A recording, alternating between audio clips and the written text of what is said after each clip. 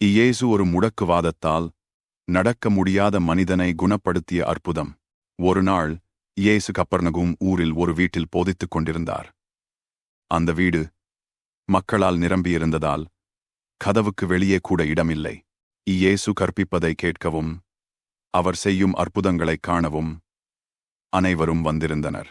இதற்கிடையில் 4 பேர் தங்கள் நண்பரை ஒரு பாயில் சுமந்து வந்தார்கள். அவர்களின் நண்பர் முடக்குவாதக்காரனாக இருந்தார். அவனால் நடக்க முடியவில்லை.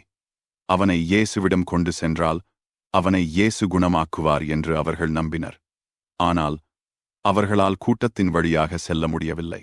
அதிகமான ஜனங்கள் இயேசுவை சூழ்ந்து இருந்தனர். எனவே அவர்கள் கூரையின் மீது ஏறி ஒரு திறப்பை ஏற்படுத்தி தங்கள் நண்பரை இயேசுவுக்கு முன்பாக அவரது படுக்கையில் இறக்கிவிட்டார்கள். இயேசு அவர்களின் விசுவாசத்தைக் கண்டதும் முடக்குவாதக்காரனை நோக்கி, மகனே, உன் பாவங்கள் மன்னிக்கப்பட்டது என்றார். பின்னர் இயேசு முடக்குவாதக்காரனை பார்த்து, நான் உனக்குச் சொல்கிறேன், எழுந்து உன் படுக்கையை எடுத்துக்கொண்டு வீட்டிற்குப் போ என்றார். உடனே அந்த மனிதன் எழுந்து நின்று தன் படுக்கையை எடுத்துக்கொண்டு சென்றான். இயேசுவால் முடியாதது ஒன்றுமில்லை. இயேசுவால் எல்லாம் முடியும். அவர் சர்வ வல்ல தேவன்.